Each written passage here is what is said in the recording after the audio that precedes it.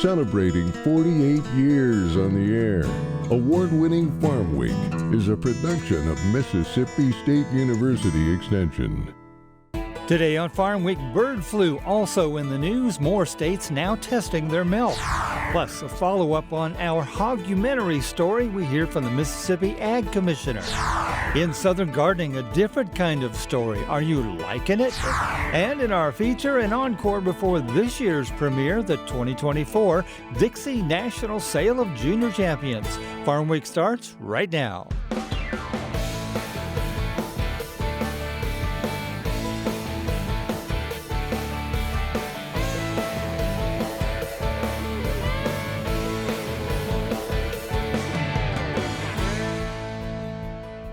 Hello everyone, I'm Zach Ashmore. And I'm Mike Russell. Great to have you with us again here on Farm Week. Bird flu once again leads the show as the virus continues to move in dairy herds and cause concern among authorities and consumers. The U.S. government has expanded testing of the nation's milk supply to better track the spread of bird flu.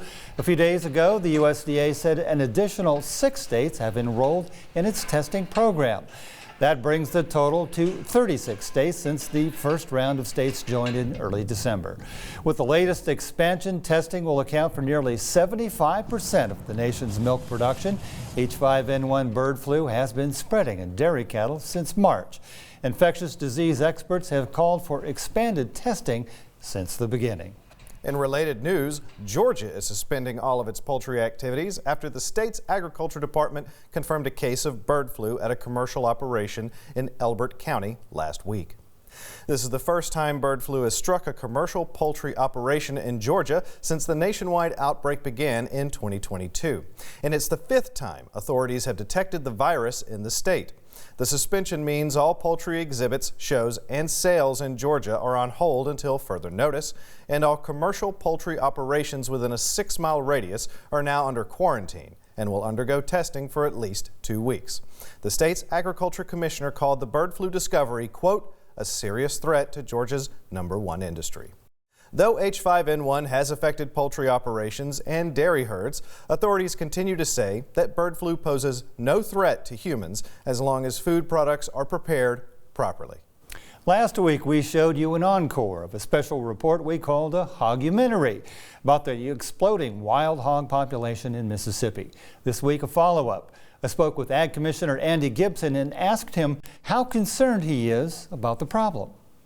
Well, I'm absolutely deeply concerned about it. In fact, when I took office in 2018, I raised this issue, and we were talking at that time about different research projects. There are people who are working on, toxicants and things, but these types of chemicals have to be approved by EPA, and we're looking at probably a decade before any of that gets done. So I said, we got to take action now.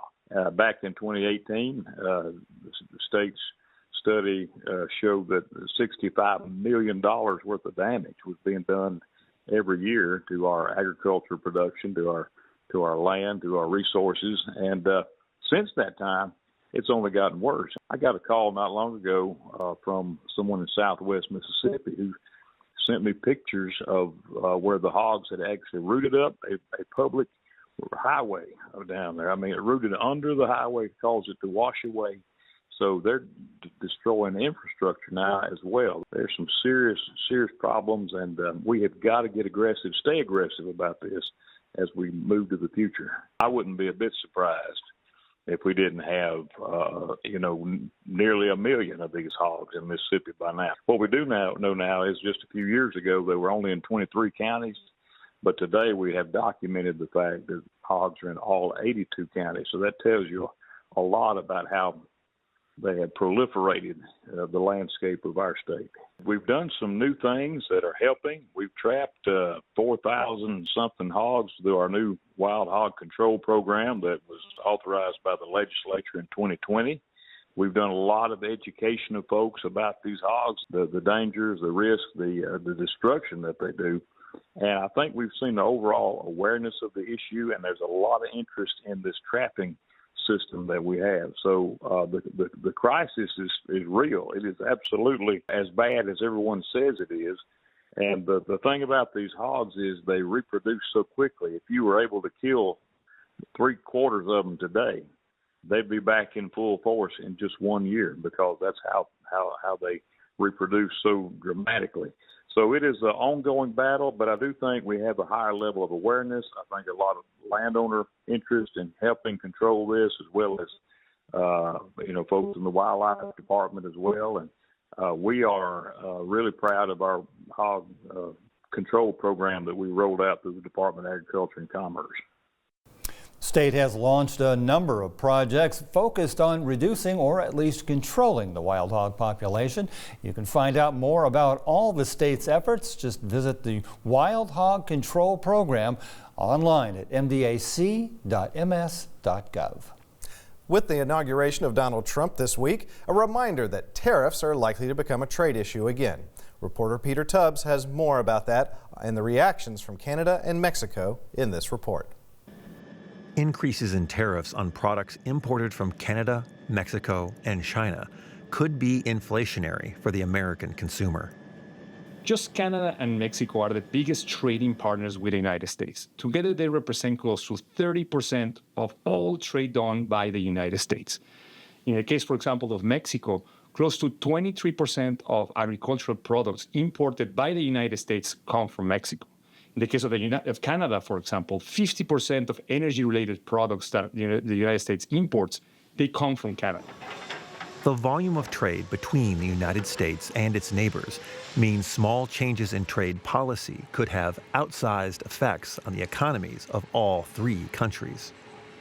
So it's really not a Mexican car. It's a car composed by different products that come from Canada, the United States, and Mexico, and they get assembled in Mexico and then re-imported in the United States. So we're not talking about products that are either Mexican, American, or Canadian. Really, the trade between the three countries is integrated. We have different supply chains that feed each other and make us more competitive against the world. The integration of supply chains across borders is often invisible to consumers, who would pay the bulk of the tariffs proposed by the incoming Trump administration. So any tariffs that are imposed are going to be passed on in some way or another into the consumers, because tariffs ultimately are put on the importer, not on the exporter. So the companies that are going to be affected enormously are the ones who are importing. A bill was introduced this week into the Nebraska legislature to ban lab-grown meat from being produced or sold in the state. The bill comes 5 months after Nebraska Governor Jim Pillen, believed to be the largest hog producer in the state, signed an executive order prohibiting state agencies from procuring lab-grown or other meat alternatives. The Nebraska Department of Agriculture also plans to require distinct labeling of alternative meat products and require that alternate meat products be sold in areas separate from conventional meat products. The executive order went into effect in August of 2024. This particular parcel Issues of pipelines, carbon sequestration, and farmland ownership have also been introduced in several states for consideration this session. Good news for researchers at Mississippi State University and for farmers who depend on MSU and will ultimately reap the benefits.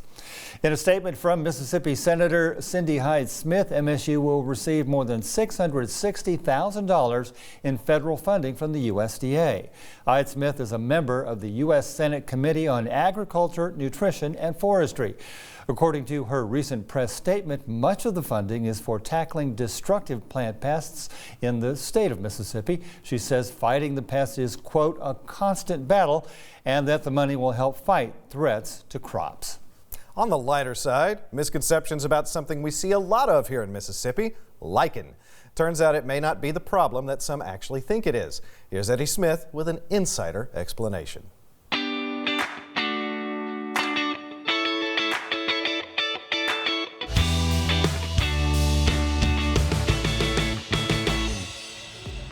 Throughout the year, I get calls about gray fuzzy stuff growing on plants and killing them.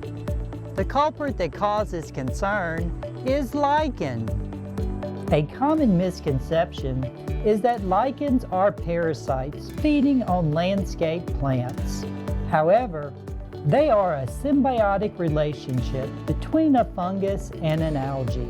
This partnership allows them to survive in some of the harshest environments on Earth. They come in a variety of shapes, sizes, and colors, and can be found growing on the bark of trees and shrubs, but can also be found growing on rocks. Lichens are unique and fascinating organisms and can generally be classified into three main types based on their growth forms. Crustose lichens form a thin, crust-like layer that is tightly attached to the bark or surface. They are commonly found on rocks and trees and can be difficult to distinguish from the surface they grow on. Foliose lichens have a leafy appearance with flat lobes that are loosely attached to the bark or surface. They are commonly found on trees and rocks. Fruticose lichens have a shrub-like or branching appearance with upright or hanging structures. They are commonly found on trees, rocks, and soil. Despite their small size, lichens play an important role in the ecosystem and do not harm plants. Overall, lichens are a fascinating example of the complex relationships that exist in the natural world. I'm Eddie Smith, and I look forward to seeing you next time on Southern Gardening. Time for a short break, but stick around. Coming up, a repeat of last year's Dixie National Sale of Junior Champions. Zach and I partnered on this one. More than 1,200 4-H and FFA youth competed for slots in the sale, showing more than 2,000 head of livestock. Plus, we talked to Emma Grace Putnam, a hardworking young lady from Sunflower County who showed her champion lamb in the sale. An encore, a record-setting event, the 2024 Dixie National, coming up. Don't go away.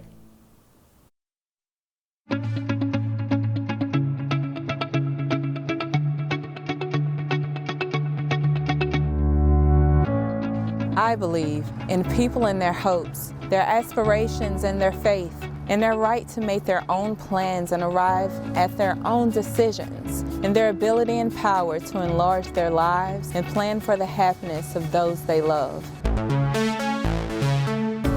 I believe that education, of which extension work is an essential part, is basic in stimulating individual initiative, self-determination, and leadership.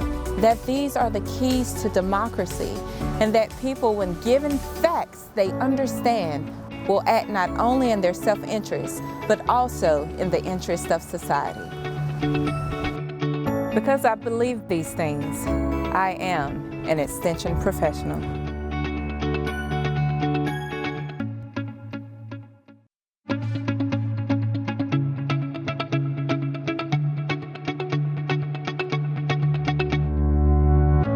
I believe in people and their hopes, their aspirations, and their faith. I believe in intellectual freedom to search for and present the truth without bias and with courteous tolerance toward the views of others. I believe that education is a lifelong process, and the greatest university is the home. That my success as a teacher is proportional to those qualities of mind and spirit that give me welcome entrance to the homes of the families I serve.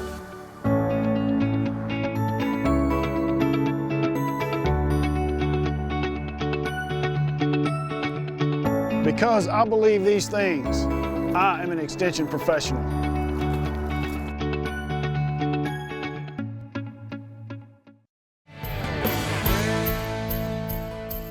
Time for the market report. Prices still going up. That's right, Mike. And some new USDA reports that may be feeding the bulls. But first, the numbers. What were the week's biggest gains and losses? And then some new USDA reports to supplement the WASDE. What do they tell us? And finally, continuing our bird flu talk, an overview of Mississippi's poultry industry. So, markets closed the week still on the upswing with a few exceptions. Let's take a look.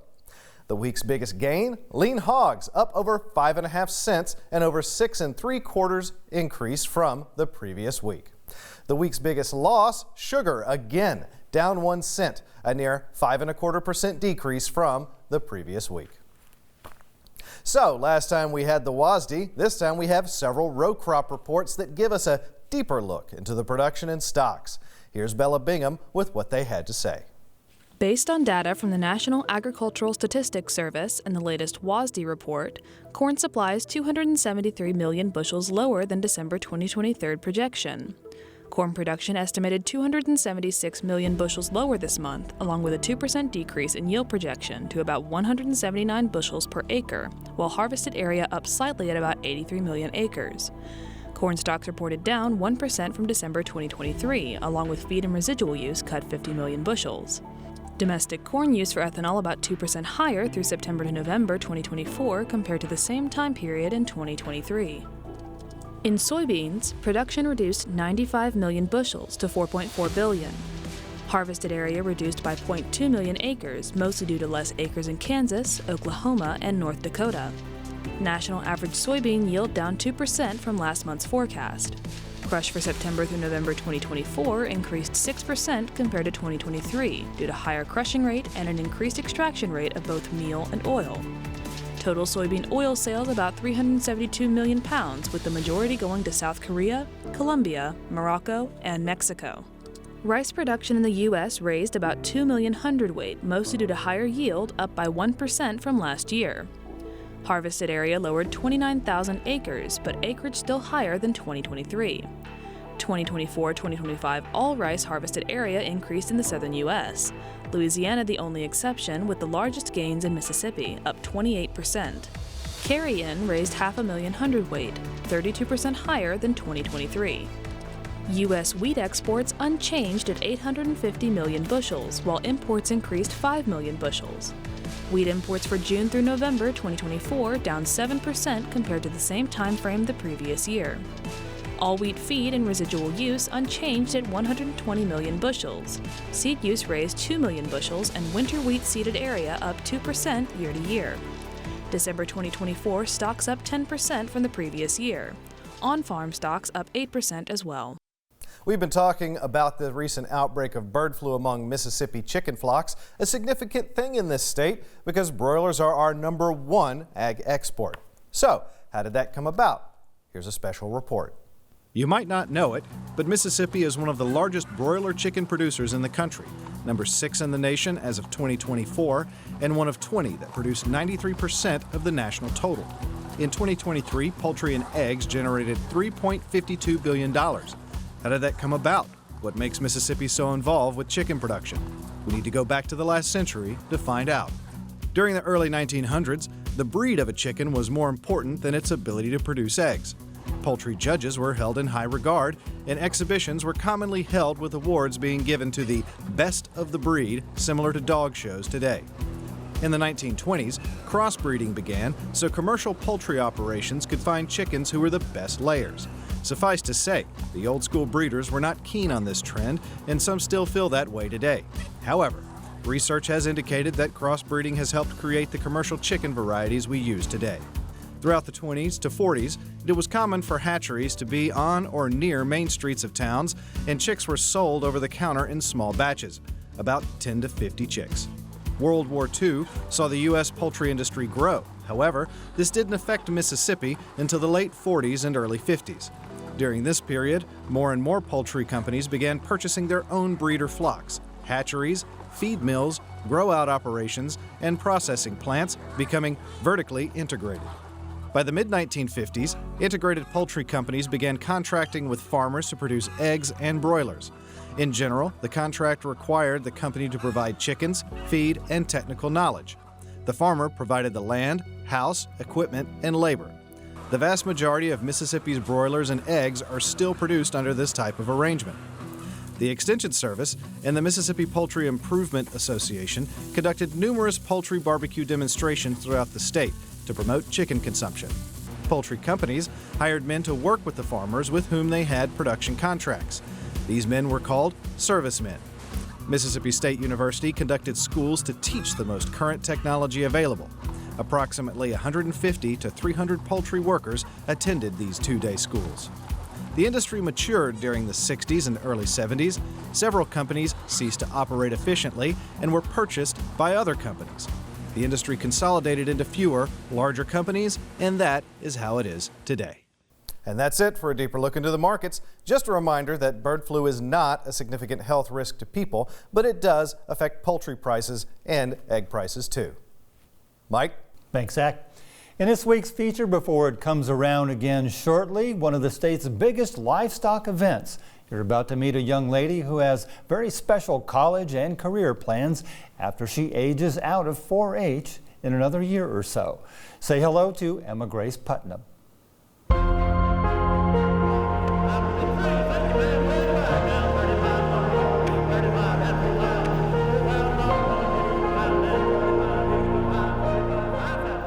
At the end of the day, it's not about winning or losing. It's about being able to wake up and the responsibility that comes with it, knowing that that animal is something that you've worked hard for, and if it wins, if it loses, you've raised it, it's alive, you've done the hard work, and it's all because of you.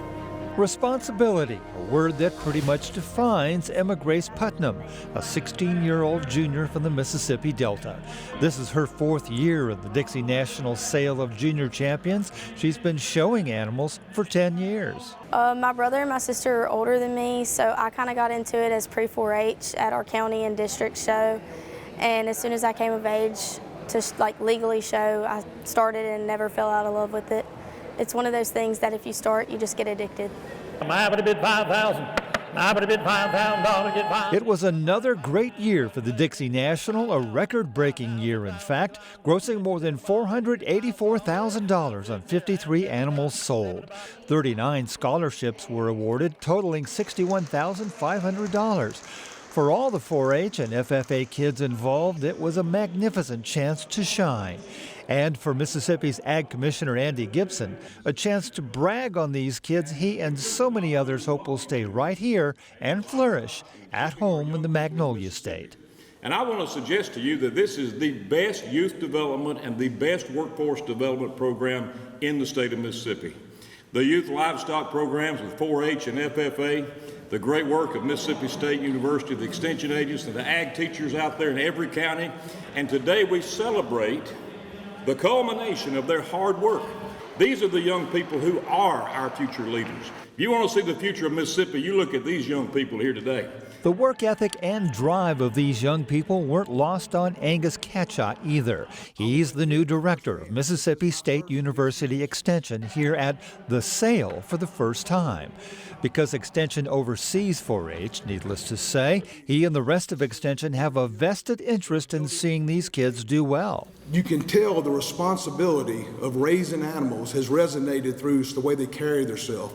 And they're going to be productive in the workforce as they graduate and move on, because the skills that they have, that they've learned through this, is going to resonate throughout their career. Alex Deason, Emma Grace's agent from Sunflower County, couldn't agree more.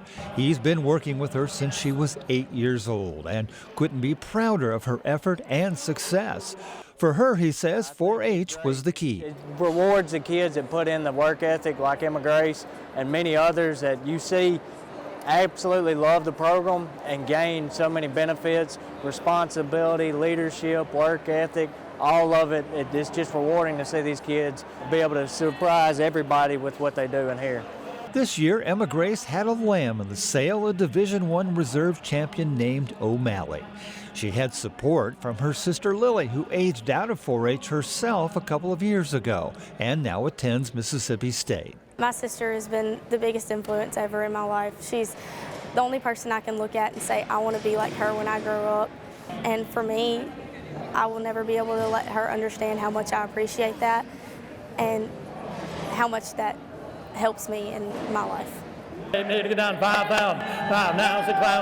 O'Malley brought in $8,500 in this year's sale, but for Emma Grace, who plans on attending college and vet school one day, specializing in animal reproduction, it's not about the money. For her, there's a deeper meaning behind it all, just one of the things she likes so much about raising sheep. Even on the bad days, that's always something that you can just go and work with, and even when they're not setting up perfectly or they're not eating their food right, it's always going to be just get it done. There's always tomorrow. There's always tomorrow. And for me, I don't know. I love sheep, and that's just something I always have. I guess watching them from the day they're born comes with a little more love and compassion. Emma Grace has come far in her young life. Like so many young people at the Dixie National, she's accomplished much. Even so, she also knows there's much work ahead, and she'll love every minute of it. There's so many things that I've learned as far as responsibility, leadership, sportsmanship, like being able to feed an animal. I think that all of these things will come into my life in the future, and I'm excited to see where it'll take me.